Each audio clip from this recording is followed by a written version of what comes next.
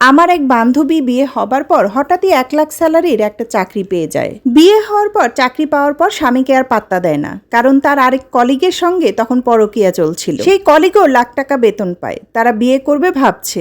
এর মধ্যে একটা বাচ্চা মেয়ে হয়েছে, তাতে কি মায়ের বুদ্ধিতে স্বামীকে ডিভোর্স দেয়। কিছুদিন পর সে প্রেমিক কলিগ বিদেশে চলে যায়। এতদিন আসলে সে প্রেমের নামে পরকীয়া করেছে আমার বান্ধবীর সাথে। এখন বান্ধবী বাবার বাড়িতেই থাকে। 2 বছর যাবার পর সে বুঝতে পারে তার বাবার পরিবারে তার গুরুত্ব তার স্যালারির সমান। একটা সময় চরম একাকিত্ব বোধ করে, আবার বিয়ের কথা বলে, কিন্তু 3 বছরের বাচ্চা সহ কেউ বিয়ে করতে রাজি হয় না। যারা রাজি হয় তারা লোয়ার ক্লাস, যার সঙ্গে তার আসলে যায়ই না। পরে 2 বছরেও একটা পাত্র জোগাড় হয়নি। বান্ধবী তখন হাড়ে হাড়ে টের পায় বাস্তবতা কত কঠিন। এদিকে করোনায় কোম্পানির ব্যবসা খারাপ, বেশি বেতনের অনেক কর্মী ছাঁটাই হলো। আমার বান্ধবীও তার মধ্যে একজন। চাকরি যাওয়ার মাত্র 2 মাসের মধ্যেই বান্ধবী ও তার মেয়ে বাবার পরিবারের বোঝা হয়ে দাঁড়িয়েছে। একটা পর্যায়ে পরিবারের সবাই অতিষ্ঠ হয়ে যায়। 2 ভাই নতুন বিয়ে করেছে, ভাইদের বউরা ননদ আর তার মেয়েকে তাদের সংসার ছাড়তে বলেছে। তখন বান্ধবী বুঝতে পারে নিজের পায়ে দাঁড়িয়েছে ভেবে নিজের পায়েই সে কুড়োলটা মেরেছে। এখন তার সন্তান বাবাহীন অবস্থায় বড় হচ্ছে, টাকা দিয়ে আর কি হবে।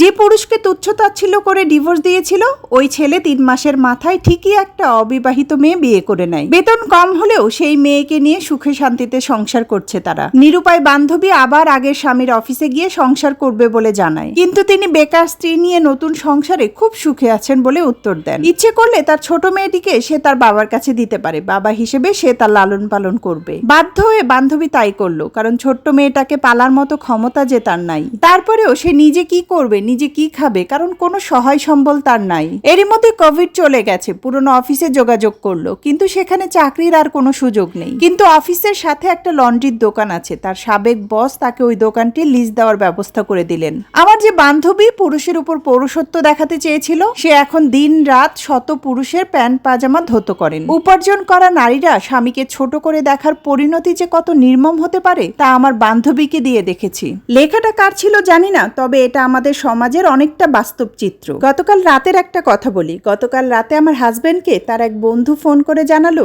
তাদের নাকি ডিভোর্স হয়ে যাচ্ছে। তার কারণ তার বউ নাকি টিকটক করে, সে এখন খুব ভালো ইনকাম করছে, তাই স্বামীকে আর ভালো লাগছে না। অনেক মেয়ে আছে যারা একটু স্বাবলম্বী, একটু সফল হয়ে গেলে স্বামী সংসার আর ভালো লাগে না, নতুনত্ব খোঁজে। কিন্তু সবাই আবার কিন্তু এক না। একটা মেয়ে যত সফলই হোক না কেন, যত সফলতার শিখরেই পৌঁছাক না কেন, তার জীবনে একটা ভালো স্বামীর প্রয়োজনীয়তা সবচেয়ে বেশি। টাকা হয়তো বা তাকে বিলাসী জীবন এনে দিতে পারে, কিন্তু একটা বয়স পরে সংসার আর স্বামী ছাড়া কোনো মেয়ে সুখী হতে পারে না, শান্তিতে থাকতে পারে না। তো যাই হোক, আজকের ভিডিওতে আমার সকালের ছোট্ট একটা রুটিন শেয়ার করলাম আপনাদের সাথে। তো নাস্তা খাওয়ার পর এখানে থালাবাটি যা ছিল ওগুলো একটু পরিষ্কার করে নিয়েছি। সবকিছু পরিষ্কার করে নিয়ে এখন চা খেতে বসে যাব। তো চা খেতে গেলে আমার সাথে 1 পিস টোস্ট তো লাগেই। তো চা খেতে খেতে আজকের ভিডিওটি এখানেই শেষ করছি। এতক্ষণ সাথে থেকে পুরো ভিডিওটা দেখার জন্য সবাইকে ধন্যবাদ। কথা হবে নতুন কোনো ভিডিওতে, সে পর্যন্ত ভালো থাকবেন সবাই। আল্লাহ হাফেজ।